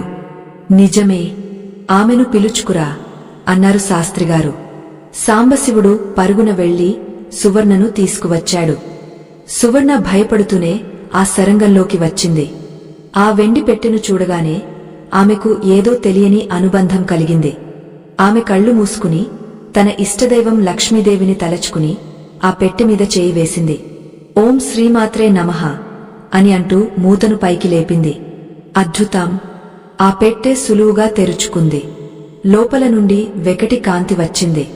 అందులో బంగారు రేకుల మీద రాసిన కొన్ని శ్లోకాలు, ఒక చిన్న స్ఫటికలింగం ఉన్నాయి. ఆ శ్లోకాలను చదివిన శాస్త్రిగారు ఆనందంతో కన్నీరు పెట్టుకున్నారు. సాంబశివ, ఇది మృత సంజీవని, విద్యకు సంబంధించిన మూల గ్రంథం.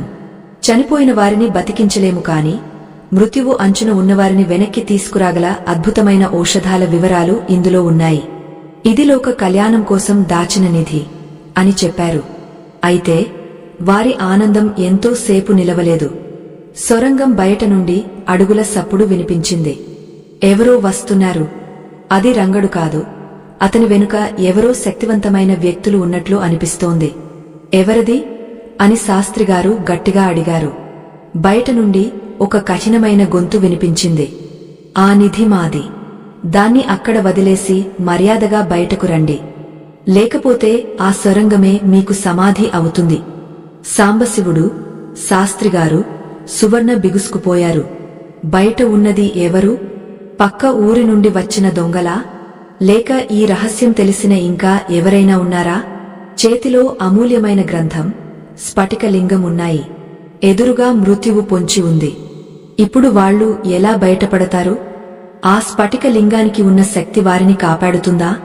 సొరంగం ద్వారం వద్ద నిలిచిన ఆకృతులు నెమ్మదిగా వెలుగులోకి వచ్చాయి. ముందు రంగడు ఉన్నాడు. అతని వెనుక ఒక భారీ ఆకారముంది. అతనే వీరభద్రుడు. పక్క జిల్లాల్లో విగ్రహాల దొంగతనాలకు, భూకబ్జాలకు పేరుమోసిన క్రూరుడు. రంగడు పగతో రగిలిపోతూ వీరభద్రుడిని అక్కడికి తీసుకువచ్చాడు. వీరభద్రుడి చేతిలో ఒక పెద్ద కత్తి ఉంది. అది కాగడా వెలుగులో తళతళా మెరుస్తోంది. అతని కళ్ళు ఆ వెండి పెట్టె మీద, సువర్ణ చేతిలో ఉన్న స్ఫటికలింగం మీద పడ్డాయి. భలే భలే, రంగడు చెప్పింది నిజమేనన్నమాట. ఇక్కడ ఇంత నిధి దాగుందని నాకు తెలియదు. ఆ బంగారు రేకులు, ఆ లింగం ఇటు ఇచ్చేసి మీరు మౌనంగా వెళ్లిపోతే ప్రాణాలతో వదిలేస్తాను. లేదంటే ఈ సొరంగమే మీకు శాశ్వత సమాధి అవుతుంది అని వీరభద్రుడు వికటాట్టహాసం చేశాడు. ఆ నవ్వు ఆ ఇరుకైన సొరంగంలో ప్రతిధ్వనించి భయంకరంగా వినిపించింది. రామశాస్త్రిగారు వణుకుతున్నా గొంతులో ధైర్యం తెచ్చుకుని, వీరభద్రా, ఇది దైవ సొత్తు. ఇది లోక కళ్యాణం కోసం ఋషులు దాచిన దానం. దీన్ని దుర్వినియోగం చేస్తే ఆ శివుడి మూడో కన్ను తెరుచుకుంటుంది. మసైపోతావు అని హెచ్చరించారు. నాకు నీతులు చెప్పకు ముసలోడా అంటూ వీరభద్రుడు ముందుకు అడుగు వేశాడు. రంగడు కూడా ధైర్యం తెచ్చుకుని, సాంబశివ, ఆ రోజు నన్ను అందరి ముందు అవమానించావు కదా, ఈ రోజు నీ పని అయిపోయింది అంటూ పక్కన ఉన్న ఒక రాయిని తీసుకున్నాడు. సాంబశివుడు సువర్ణకు, గురువుగారికి అడ్డంగా నిలబడ్డాడు. సువర్ణ, నువ్వు ఆ లింగాన్ని, పెట్టెను గట్టిగా పట్టుకో. వీళ్లు మనల్ని ఏం చేసినా పర్లేదు, ఆ దైవ సంపద మాత్రం వాళ్ల చేతికి చిక్కకూడదు అని చెప్పాడు. ఆ సమయంలో సువర్ణ గుండె వేగంగా కొట్టుకుంటోంది. ఆమె చేతిలో ఉన్న స్ఫటికలింగం నుండి ఒక రకమైన వేడి పుట్టుకురావడం ఆమె గమనించింది. అది సామాన్యమైన వేడి కాదు, ఒక విద్యుత్ ప్రవాహంలా అనిపిస్తోంది. వీరభద్రుడు కత్తి ఎత్తి సాంబశివుడి మీద వేటు వేయడానికి సిద్ధమయ్యాడు. సువర్ణ భయంతో కళ్ళు మూసుకుని, ఓం నమః శివాయ, అమ్మోరు తల్లి కాపాడవే అని గట్టిగా అరిచింది. ఆమె అరుపుతో పాటే ఆశ్చర్యకరంగా ఆమె చేతిలో ఉన్న స్ఫటికలింగం నుండి కళ్ళు మిరుమిట్లు గొలిపే కాంతి పుట్టుకొచ్చింది. ఆ కాంతి సూర్యుడి తేజస్సులా ఆ చీకటి సరంగాన్ని నింపేసింది. ఆకస్మికంగా వచ్చిన ఆ వెలుగు ధాటికి వీరభద్రుడు, రంగడు కళ్ళు బైర్లు కమ్మి, అమ్మో, నా కళ్ళు అంటూ వెనక్కి పడిపోయారు. వారి చేతుల్లోని ఆయుధాలు కింద పడ్డాయి. ఆ వెలుగు కేవలం శత్రువులను మాత్రమే కాదు, సొరంగంలో ఉన్న గబ్బిలాలను కూడా భయపెట్టింది. వందలాది గబ్బిలాలు ఒక్కసారిగా లేచి వీరభద్రుడి మీద, రంగడి మీద దాడి చేయడం మొదలుపెట్టాయి. ఇదే అదనుగా భావించిన రామశాస్త్రిగారు, సాంబశివ, త్వరగా ఆ గోడ పక్కన నంది విగ్రహం తల కనిపిస్తోంది చూడు, అది మరో రహస్య ద్వారానికి సంకేతం. దాన్ని తిప్పు అని అరిచారు. సాంబశివుడు క్షణం ఆలస్యం చేయకుండా గోడకు చెక్కి ఉన్న చిన్న నంది తలను తన బలమంతా ఉపయోగించి తిప్పాడు. వెంటనే వారి కాళ్ల కింద ఉన్న నేల సగానికి పైగా జారిపోయి ఒక జారుడు బండలా మారింది. దూకండి అని శాస్త్రిగారు అరిచారు. సాంబశివుడు సువర్ణ చేయి పట్టుకుని మరో చేతిలో ఆ వెండి పెట్టెను గుండెలకు హత్తుకుని ఆ చీకటి రంధ్రంలోకి జారుతూ వెళ్లారు. వారి వెనుక శాస్త్రిగారు కూడా వచ్చారు. వారు జారిపోతుండగా పైన వీరభద్రుడి అరుపులు, రాతి తలుపు మూసుకుపోతున్న శబ్దం వినిపించింది. వారు సుమారు 100 అడుగుల లోతుకు జారుకుంటూ వెళ్లి మెత్తటి ఇసుక తిన్నె మీద పడ్డారు. అది గుడి వెనుక ఉన్న దట్టమైన అడవికి ఆనుకుని ఉన్న ఒక పాడుబడ్డ కోనేరు అడుగు భాగం. అందరూ క్షేమంగానే ఉన్నారు కాని ఒళ్లంతా గీసుకుపోయి మట్టితో నిండిపోయారు. బయట చిమ్మ చీకటి. జోరున వాన కురుస్తోంది. అడవి జంతువుల అరుపులు వినిపిస్తున్నాయి. వారు ఆ కోనేరు మెట్లు ఎక్కి పైకి వచ్చారు. చుట్టూ దట్టమైన చెట్లు. అది భైరవకోన అని పిలవబడే అడవి ప్రాంతం. పగలు కూడా అక్కడికి వెళ్లడానికి జనం భయపడతారు.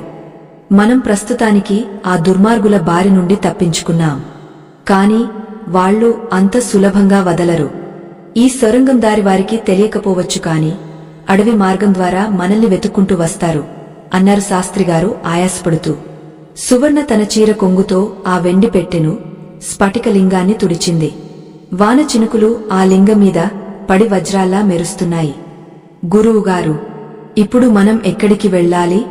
ఇంటికి వెళ్తే వాళ్ళు మనల్ని చంపేస్తారు. ఈ అడవిలో ఎంతకాలముంటాం అని అడిగింది దీనంగా. సాంబశివుడు చుట్టూ చూశాడు. దూరంగా ఒక చిన్న గుహ లాంటి ప్రదేశం కనిపించింది. ప్రస్తుతానికి ఆ గుహలో తలదాచుకుందాం. వాన తగ్గాక ఆలోచిద్దాం అన్నాడు. వారు ముగ్గురూ ఆ గుహలోకి చేరారు. అది చాలా చిన్నది, కాని వర్షం నుండి రక్షణ ఇస్తోంది. సాంబశివుడు కొన్ని ఎండు పుల్లలు ఏరుకొచ్చి తన దగ్గర ఉన్న అగ్గపెట్టెతో, అదృష్టవశాత్తు అది తడవలేదు, చిన్న మంట రాజేశాడు. ఆ మంట వెలుగులో రామశాస్త్రిగారు ఆ బంగారు రేకుల గ్రంథాన్ని మరోసారి తెరిచారు. ఆయన ముఖంలో ఆందోళన కనిపించింది. సాంబశివ, విధి విచిత్రమైంది. ఈ గ్రంథంలో చివరి పేజీలో ఒక హెచ్చరిక ఉంది. ఈ విద్యను పొందినవారు 5వ శుక్రవారం నాడు అర్ధరాత్రి వేళ అడవిలో అమ్మవారికి ప్రత్యేక పూజ చేసి ఈ స్ఫటికలింగాన్ని అభిషేకించాలి. అప్పుడే ఈ విద్య సిద్ధిస్తుంది. లేకపోతే ఆ శక్తి వికటించి సాధకుడి వంశాన్ని నాశనం చేస్తుంది అని రాసి ఉంది. సువర్ణ ఉలిక్కిపడింది. అయ్యా, ఈ రోజే 4వ శుక్రవారం గడిచిపోయింది. వచ్చే శుక్రవారమే 5వది. అంటే సరిగ్గా వారం రోజులు ఉంది. కాని మన దగ్గర పూజ సామాగ్రి లేదు, నిలువ నీడలేదు. శత్రువులు వెంటాడుతున్నారు. అడవిలో ఉన్నాం. ఆ పూజ ఎలా సాధ్యం అని కన్నీరు పెట్టుకుంది. సాంబశివుడు ఆమె భుజం తట్టాడు. సువర్ణ, అధైర్యపడకు. నీ పసుపు పరిహారమే మనల్ని ఇక్కడిదాకా తెచ్చింది. ఆ లింగమే మనల్ని కాపాడింది. ఖచ్చితంగా ఏదో ఒక దారి దొరుకుతుంది అని ఓదార్చాడు. కాని పరిస్థితి అంత అనుకూలంగా లేదు. సరిగ్గా అప్పుడే దూరంగా అడవిలో కుక్కల మొరుగుళ్లు వినిపించాయి. వీరభద్రుడు వేట కుక్కలతో బయలుదేరాడు.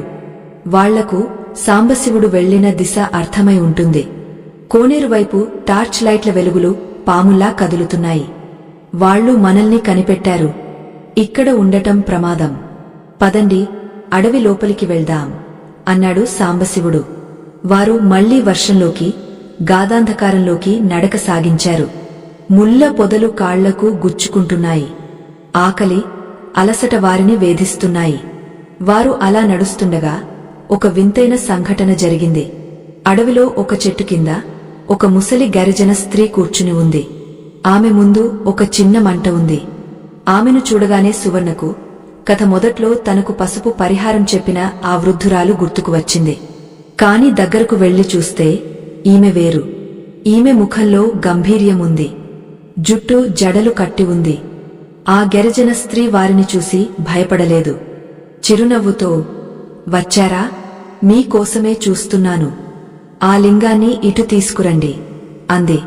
సాంబశివుడు ఆశ్చర్యపోయాడు. మేము ఎవరో మీకు తెలుసా? మాకోసం ఎందుకు చూస్తున్నారు అని అడిగాడు. ఆ స్త్రీ నవ్వి, అడవి తల్లికి అన్ని తెలుసు. మీ వెనక మృత్యువు తరుముకొస్తోంది. కాని మీ చేతిలో జీవముంది. రండి, నా గూడెంకు దారి చూపిస్తాను. అక్కడ ఆ కుక్కలు మిమ్మల్ని పసిగట్టలేవు అని లేచింది. ఆమెను నమ్మవచ్చా? వీరభద్రుడి మనిషి అయితే? కాని వేరే దారి లేదు. కుక్కల అరుపులు దగ్గరవుతున్నాయి.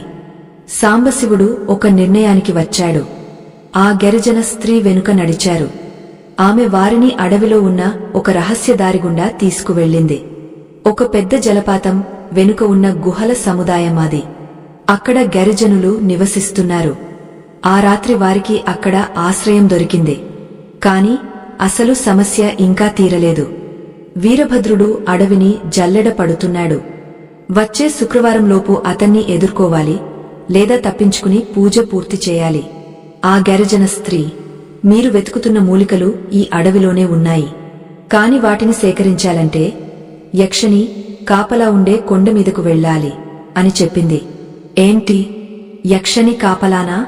అసలు ఆ పూజకు కావాల్సిన వస్తువులు ఏంటి? 5వ శుక్రవారం నాడు జరగబోయే ఆ మహాఘట్టం కోసం సాంబశివుడు సిద్ధమేనా? ఆ గిరిజన గూడెం ఒక సురక్షిత కోటలా ఉంది. జలపాతం హోరు వల్ల బయట శబ్దాలు లోపలికి వినిపించవు. కుక్కలకు వాసన కూడా తెలియదు. ఆ గిరిజన స్త్రీ పేరు మారమ్మ. ఆమె ఆ గూడెనికి పెద్ద దిక్కు, వైద్యురాలు కూడా. ఆమె సాంబశివుడి కుటుంబానికి ఆశ్రయం ఇవ్వడమే కాకుండా వారి గాయాలకు పసరు మందు రాసి ఉపశమనం కలిగించింది. మరుసటి ఉదయం మారమ్మ సాంబశివుడిని, రామశాస్త్రిగారిని ఒక ఏకాంత ప్రదేశానికి తీసుకువెళ్ళింది. అయ్యా, మీ చేతిలో ఉన్న ఆ స్ఫటికలింగం మహిమ నాకు తెలుసు. మా తాతలు చెప్పేవారు, ఎప్పుడో ఒకప్పుడు ఒక పుణ్యాత్ముడు దాన్ని తీసుకుని వస్తాడని. కాని దాన్ని సిద్ధింపజేసుకోవాలంటే 5వ శుక్రవారం నాడు నాగమల్లి పువ్వులతో, దేవదారు తైలంతో అభిషేకించాలి. ఆ నాగమల్లి చెట్టు ఈ అడవిలో ఎత్తైన కొండ, యక్షిని శిఖరం మీద మాత్రమే ఉంటుంది. అక్కడికి వెళ్లిన వాళ్లు ఎవరూ తిరిగి రాలేదు అని హెచ్చరించింది. సాంబశివుడు ధైర్యంగా, అమ్మా, నా భార్య భక్తి, మా గురువుగారి ఆశీస్సులు నాకు రక్ష. ఆ లింగం మా దగ్గరకు వచ్చిందంటే ఆ దైవమే మాకు దారి చూపిస్తాడు. నేను వెళ్తాను అన్నాడు. రామశాస్త్రిగారు, నేను కూడా వస్తాను సాంబశివ. ఆ గ్రంథంలోని మంత్రాలు నాకు తెలుసు.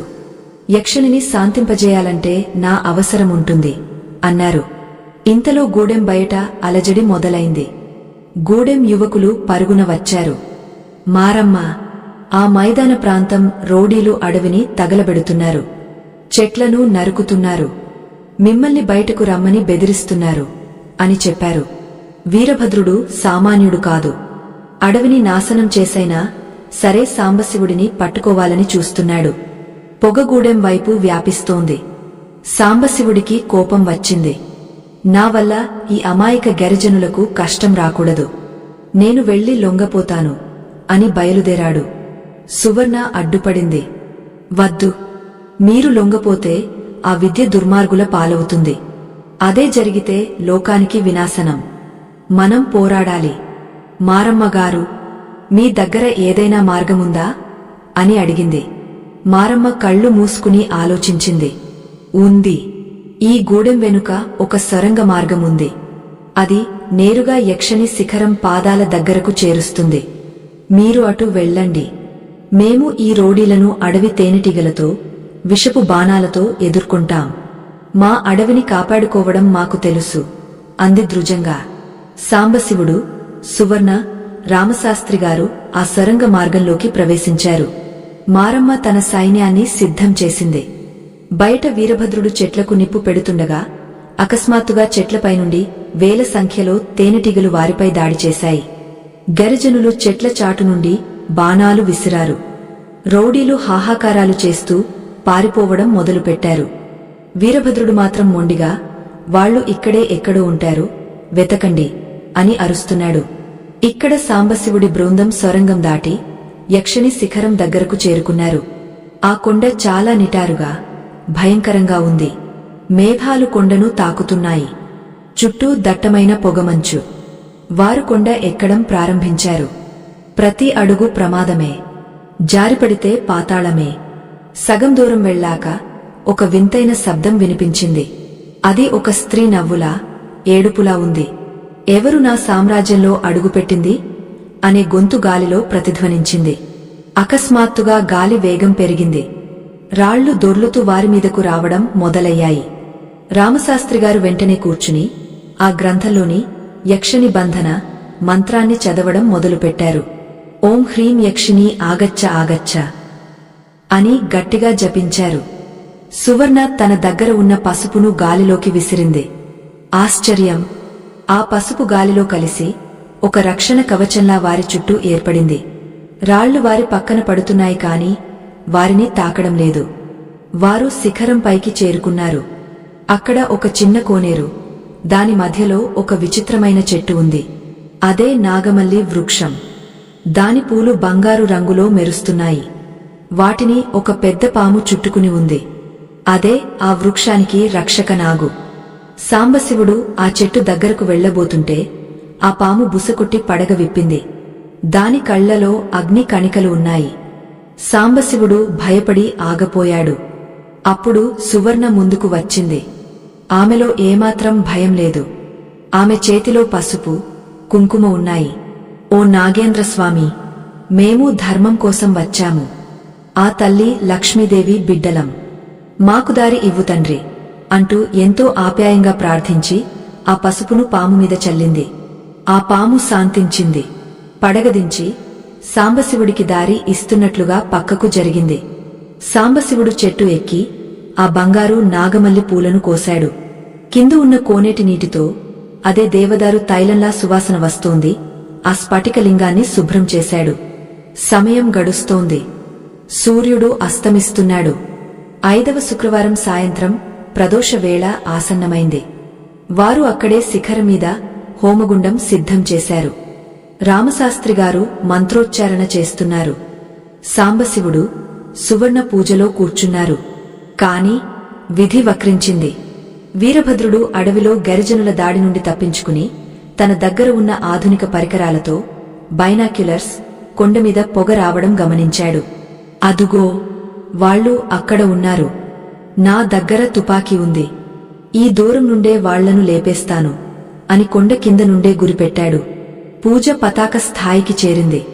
సాంబశివుడు ఆ స్ఫటికలింగం మీద నాగమల్లి పూలతో అభిషేకం చేస్తున్నాడు. లింగం నుండి వెలుగు వస్తోంది. సరిగా అదే సమయానికి గాం మని తుపాకీ పేలిన శబ్దం ఆ తూట రివ్వున గాలిని చీల్చుకుంటూ వచ్చి సాంబశివుడిని తాకబోయింది. కాని సువర్ణ అకస్మాత్తుగా అడ్డు వచ్చింది. తూట ఆమె భుజంలోకి దూసుకెళ్ళింది. అమ్మా అని సాంబశివుడు అరిచాడు. సువర్ణ రక్తం చిమ్ముతూ హోమగుండం పక్కన పడిపోయింది. ఆమె రక్తం ఆ స్ఫటికలింగం మీద పడింది. అపచారం జరిగిందా? పూజ భగ్నమైందా? లేక ఆ పతివ్రత రక్తమే ఆ లింగానికి అసలైన అభిషేకమైందా? ఆకాశం ఉరుములతో దద్దరిల్లింది. స్ఫటికలింగం ఎర్రగా మారిపోయింది.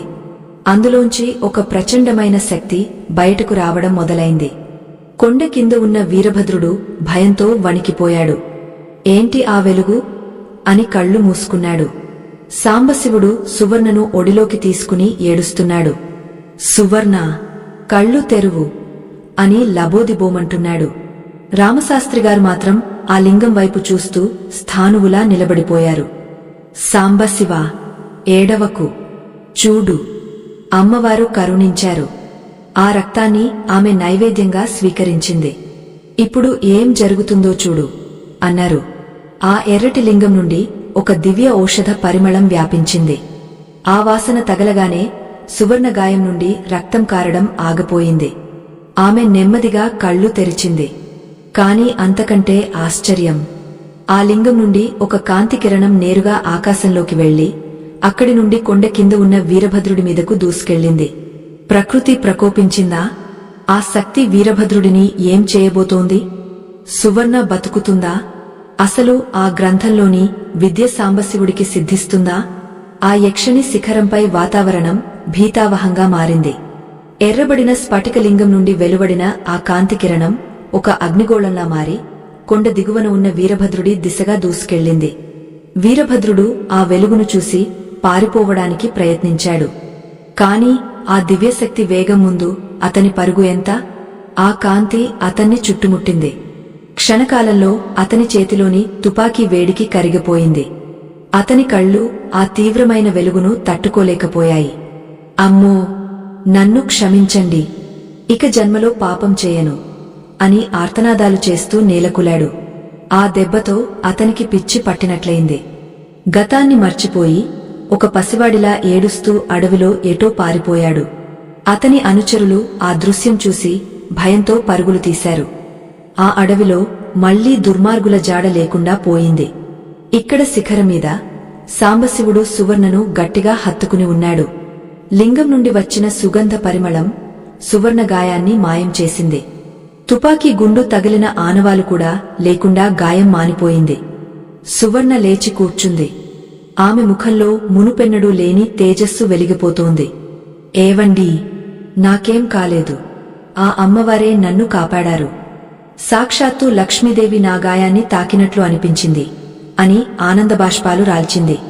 రామశాస్త్రిగారు ఆ స్ఫటికలింగాన్ని చేతులతో తాకి నమస్కరించారు. సాంబశివ! సువర్ణ చేసిన త్యాగం, ఆమె పసుపు పరిహారంలోని భక్తి ఈ లింగానికి ప్రాణప్రతిష్ఠ చేశాయి. ఇక ఈ విద్య నీకు వశమైంది. కాని గుర్తుంచుకో, ఈ శక్తిని కేవలం లోక కళ్యాణానికే వాడాలి అని ఆశీర్వదించారు. వారు ముగ్గురూ ఆ కొండ దిగి గరిజన గూడేనికి వచ్చారు. మారమ్మ, ఇతర గరిజనులు వారిని దేవుళ్లుగా కొలిచారు. ఆ రాత్రి సాంబశివుడు ఆ గ్రంథంలోని సంజీవని అధ్యాయాన్ని చదివి మారమ్మకు కొన్ని రహస్య వైద్యాలు నేర్పించాడు. అమ్మా, ఈ అడవిలో ఉన్న మూలికలే అసలైన సంపద. వీటితో మీరు ఎంతోమంది ప్రాణాలు కాపాడవచ్చు అని చెప్పాడు. తెల్లవారేసరికి సాంబశివుడు తన ఊరు సిరిపురం చేరుకున్నాడు. అప్పటికే ఊరి జనాలకు విషయం తెలిసింది. జమీందారుగారు, ఊరి పెద్దలు ఎదురువచ్చి స్వాగతం పలికారు. సాంబశివ, నువ్వు మా ఊరి పేరు నిలబెట్టావు. ఆ వీరభద్రుడి పీడ వదిలించావు అని పొగడ్తలతో ముంచెత్తారు. సాంబశివుడు వినయంగా, అంతా ఆ దేవుడి దయ, మా సువర్ణ చేసిన పూజాఫలం అని చెప్పాడు. అయితే కథ ఇక్కడితో సుఖాంతం కాలేదు. అసలు పరీక్ష ఇప్పుడే మొదలైంది. సాంబశివుడి దగ్గర ఆ అద్భుతమైన గ్రంథం, స్ఫటికలింగమున్నాయని తెలిసి దేశం నలుమూలల నుండి వైద్యులు, శాస్త్రవేత్తలు, ధనవంతులు రావడం మొదలుపెట్టారు. కొందరు డబ్బు ఆశ చూపించి ఆ గ్రంథాన్ని కొనాలని చూశారు. మరికొందరు బెదిరించారు. సాంబశివ, ఇది నీ ఒక్కడి సొత్తు కాదు. మాకు ఇస్తే కోట్ల రూపాయలు ఇస్తాం అని ప్రలోభపెట్టారు. సాంబశివుడికి ఏం చేయాలో పాలుపోలేదు. డబ్బు తీసుకుంటే గురువుగారికి ఇచ్చిన మాట తప్పుతాడు. ఇవ్వకపోతే ఈ ఒత్తిడి తట్టుకోవడం కష్టం. సువర్ణ మాత్రం ఒకటే మాట చెప్పింది. ఏవండీ, లక్ష్మి అంటే కేవలం డబ్బు కాదు. మనశ్శాంతి, ఆరోగ్యం, 10 మందికి సాయం చేసే గుణం కూడా లక్ష్మీ స్వరూపమే. ఆ డబ్బు మనకు వద్దు. ఈ విద్యను అందరికీ ఉచితంగా పంచుదాం అని సలహా ఇచ్చింది. ఆ మాటే సాంబశివుడికి వేదవాక్కు అయింది. అతను ఊరి మధ్యలో ఒక చిన్న ధన్వంతరి ఆశ్రమం కట్టించాడు. అక్కడ రామశాస్త్రిగారు, సాంబశివుడు కలిసి వైద్యం చేయడం మొదలుపెట్టారు. ఎవరి దగ్గర చిల్లిగవ్వ తీసుకోలేదు. కేవలం రోగులు తమ తోటలో పండిన కాయగూరలు, పాలు ఇస్తే స్వీకరించేవారు. ఆ పసుపు పరిహారం గురించి సువర్ణ ఊరిలోని ఆడవాళ్లందరికీ చెప్పింది. ప్రతి శుక్రవారం ఊరంతా పసుపు కాంతులతో, దీపాలతో కళకళలాడేది. సిరిపురం నిజంగానే సిరిసంపదలతో తులతుగడం మొదలైంది. కాని కాలం ఎప్పుడూ ఒకేలా ఉండదు కదా. ఒకరోజు పట్నం నుండి ఒక పెద్ద కార్పొరేట్ కంపెనీ అధినేత వచ్చాడు. అతని పేరు విశ్వనాథ్. అతను సామాన్యుడు కాదు. ఆయుర్వేదాన్ని వ్యాపారంగా మార్చి కోట్లు గడించినవాడు. అతను సాంబశివుడి మందుల శక్తిని గుర్తించాడు. సాంబశివ, నీ మందు ఫార్ములా నాకు ఇవ్వు. దాన్ని పేటెంట్ చేసి ప్రపంచం అంతా అమ్ముతాను. నీకు సగం వాటా ఇస్తాను. నీ తరాలు కూర్చుని తిన్నా తరగని ఆస్తి ఇస్తాను అని ఆఫరిచ్చాడు. సాంబశివుడు నిర్మోహమాటంగా తిరస్కరించాడు. అయ్యా, అమ్మవారి ప్రసాదాన్ని అమ్ముకోకూడదు. ఇది పేదవాడి ప్రాణం కాపాడటానికి పుట్టింది కాని ధనవంతుడి జేబు నింపడానికి కాదు అని తేల్చి చెప్పాడు. విశ్వనాథ్కు కోపం వచ్చింది. నీకు మంచిగా చెబితే అర్థం కాదు. నీ ఆశ్రమాన్ని మూయించేస్తాను. నీమీద దొంగ కేసులు పెట్టిస్తాను. అప్పుడు దిగవస్తావు అని బెదిరించి వెళ్లాడు. నిజంగానే 2 రోజుల్లో సాంబశివుడి ఆశ్రమానికి కోర్టు నుండి నోటీసులు వచ్చాయి. సాంబశివుడు లైసెన్స్ లేకుండా వైద్యం చేస్తున్నాడు, ఇది చట్టవిరుద్ధం అని అభియోగం మోపారు. పోలీసులు వచ్చి ఆశ్రమాన్ని సీజ్ చేశారు. సాంబశివుడిని అరెస్ట్ చేయడానికి సిద్ధమయ్యారు. ఊరి జనం అడ్డుకున్నారు కాని చట్టం ముందు వారి బలం సరిపోలేదు. సాంబశివుడిని జైలుకు తీసుకువెళ్లారు. సువర్ణ గుండె పగలింది. తల్లి లక్ష్మి, ఇంత భక్తిగా నిన్ను కొలిచినందుకు ఇదేనా మాకు దక్కిన ఫలితం? ధర్మం ఓడిపోతుందా అని గుడిలో విలపించింది. జైలులో సాంబశివుడు ప్రశాంతంగా ఉన్నాడు. గురువుగారు, నేను తప్పు చేయలేదు కదా. మరి ఎందుకు ఈ శిక్ష అని రామశాస్త్రి గారిని, ఆయన కూడా సాక్ష్యం కోసం వచ్చారు, అడిగాడు. శాస్త్రిగారు నవ్వి, బంగారాన్ని కొలిమిలో కాల్చితేనే దాని స్వచ్ఛత తెలుస్తుంది. ఇది నీకు ఆఖరి పరీక్ష. ఆ విశ్వనాథ్ అహంకారం త్వరలోనే పతనమవుతుంది. ఆ స్ఫటికలింగం ఇప్పుడు ఎక్కడ ఉంది అని అడిగారు. సువర్ణ దగ్గర భద్రంగా ఉంది స్వామీ. ఆశ్రమం సీజ్ చేసే ముందే ఆమె దాన్ని తనతో తీసుకువెళ్ళింది అన్నాడు సాంబశివుడు. విశ్వనాథ్ పన్నాగం ఫలించింది అనుకున్నాడు. సాంబశివుడు జైలులో ఉన్నాడు. ఇక ఆ గ్రంథం, ఆ లింగం తన సొంతం అవుతాయని కలలు కన్నాడు. సువర్ణ దగ్గరకు తన మనుషులని పంపాడు. నీ భర్త జైలు నుండి రావాలంటే ఆ లింగాన్ని, గ్రంథాన్ని మాకు ఇచ్చేయ్ అని బేరసారాలు మొదలుపెట్టాడు. సువర్ణ ఒక సామాన్య ఇల్లాలు. కాని ఆపద వచ్చినప్పుడు ఆమెలో ఆదిపరాశక్తి నిద్రలేచింది. ఆమె వారిని చూసి భయపడలేదు. మీరు నా భర్తను జైలులో పెట్టగలరు, కాని ఆ దేవుడి శక్తిని బంధించలేరు. రేపు ఉదయం కోర్టులో తీర్పు ఉంది కదా, అక్కడే తేల్చుకుందాం అని సవాలు విసిరింది. మరుసటి రోజు కోర్టు కిటకిటలాడుతోంది. సాంబశివుడిని బోనులో నిలబెట్టారు. విశ్వనాథ్ లాయర్ వాదనలు వినిపిస్తున్నాడు. ఇతను ప్రజల ఆరోగ్యం పట్ల నిర్లక్ష్యంగా వ్యవహరిస్తున్నాడు, శాస్త్రీయత లేని మందులు ఇస్తున్నాడు అని ఆరోపించాడు. సాంబశివుడి లాయర్ లేరు, ఆయనే స్వయంగా వాదించుకోవాలి. జడ్జిగారు సాంబశివుడిని అడిగారు, నీ తరపున చెప్పుకోవడానికి ఏమైనా ఉందా? సాంబశివుడు చేతులు జోడించి, అయ్యా, నాకు చట్టాలు తెలియవు. నేను ఇచ్చేది మందు కాదు, ఆ దేవుడి ప్రసాదం. అది పనిచేస్తుందో లేదో మీరే పరీక్షించండి అన్నాడు. సరిగ్గా అప్పుడే కోర్టు హాల్లో ఒక కలకలం రేగింది. ఒక వీల్ చైర్లో ఒక వృద్ధుడు వచ్చారు. ఆయన ఎవరో కాదు, రాష్ట్ర ముఖ్యమంత్రి గారు. ఆయనకు ఎన్నాళ్లుగానో నయం కాని క్యాన్సర్ వ్యాధి ఉంది. ఆయన సాంబశివుడి గురించి విని స్వయంగా వచ్చారు. ఆపు సాంబశివా, నువ్వు నిరూపించుకోవాల్సిన అవసరం లేదు అంటూ సీఎం గారు అందరినీ ఆశ్చర్యపరుస్తూ మాట్లాడారు. నేను మారువేషంలో వచ్చి సాంబశివుడి మందు వాడాను. నా జబ్బు తగ్గింది. ఇంగ్లీష్ మందులకు లొంగని వ్యాధిని ఈ పల్లెటూరి వైద్యుడు తగ్గించాడు. ఇతను నేరస్థుడు కాదు, ఈ దేశానికి గర్వకారణం అని సీఎం గారు సాక్ష్యం చెప్పారు. విశ్వనాథ్ ముఖం నల్లబడిపోయింది. సీఎం గారి సాక్ష్యం ముందు అతని కుట్రలు పటాపంచలయ్యాయి. జడ్జిగారు సాంబశివుడిని నిర్దోషిగా ప్రకటించడమే కాకుండా విశ్వనాథ్ లాంటివారు పేదల వైద్యానికి అడ్డుపడకూడదని హెచ్చరించారు. అంతేకాదు, ప్రభుత్వం తరపున సాంబశివుడి ఆశ్రమానికి గుర్తింపునిచ్చారు. సాంబశివుడు జైలు నుండి విడుదలయ్యాడు. ఊరి జనం పండుగ చేసుకున్నారు. సువర్ణ ఆ స్ఫటికలింగాన్ని తీసుకుని భర్తను ఆహ్వానించింది. ధర్మం గెలిచింది సువర్ణ, నీ పసుపు శక్తి గెలిచింది అన్నాడు సాంబశివుడు. ఇక కథ ముగింపు దశకు వచ్చింది. సాంబశివుడు, సువర్ణ ఆ విద్యను ఎలా ఉపయోగించారు? వారి జీవితం ఎలా సాగింది? ఆ స్ఫటికలింగం ఏమైంది? కోర్టు తీర్పు తరువాత సిరిపురం గ్రామం రూపురేఖలే మారిపోయాయి. అప్పటిదాకా ఒక సామాన్యమైన పల్లెటూరుగా ఉన్న ఆ గ్రామం ఇప్పుడు ఒక పుణ్యక్షేత్రంగా మారింది.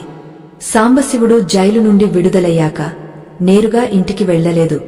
సువర్ణతో కలిసి ఆ స్ఫటికలింగాన్ని, తాళపత్ర గ్రంథాన్ని తీసుకుని ఆ శివాలయానికి వెళ్లాడు.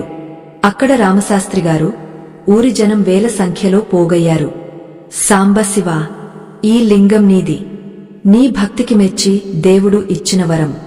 దీన్ని నువ్వే ఉంచుకో అని రామశాస్త్రిగారు అన్నారు. కాని సాంబశివుడు వినమ్రంగా నమస్కరించాడు. గురువుగారు, గాలి, నీరు, వెలుతురు ఇవి ఎలాగైతే అందరివో, ఈ దైవశక్తి కూడా అందరిది. ఇది ఒక వ్యక్తి ఇంట్లో బందీగా ఉండకూడదు. ఈ లింగాన్ని ఇదే శివాలయంలో ప్రతిష్ఠిద్దాం.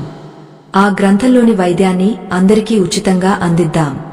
అప్పుడే ఆ లక్ష్మీదేవి సంతోషిస్తుంది అని చెప్పాడు. అతని విశాల హృదయానికి అందరూ జేజేలు పలికారు. ముఖ్యమంత్రి గారి సహకారంతో, జమీందారు గారి విరాళంతో ఆ శిథిలాలయం బ్రహ్మాండంగా పునరుద్ధరించబడింది. గర్భగుడిలో ఆ స్ఫటికలింగాన్ని ప్రతిష్ఠించారు. దానికి శ్రీ మృత్యుంజయ వైద్యనాథేశ్వర స్వామి అని పేరు పెట్టారు. ఆలయం పక్కనే సువర్ణ ధన్వంతరి ఆశ్రమం నిర్మించారు. అక్కడ సాంబశివుడు రామశాస్త్రి గారు వారి శిష్యులు ఉచితంగా వైద్యం చేయడం కొనసాగించారు. దేశం నలుమూలల నుండి రోగులు వచ్చేవారు, ఆరోగ్యాన్ని, ఆనందాన్ని తీసుకుని వెళ్లేవారు. కాలం గిర్రున తిరిగింది. సంవత్సరాలు గడిచాయి.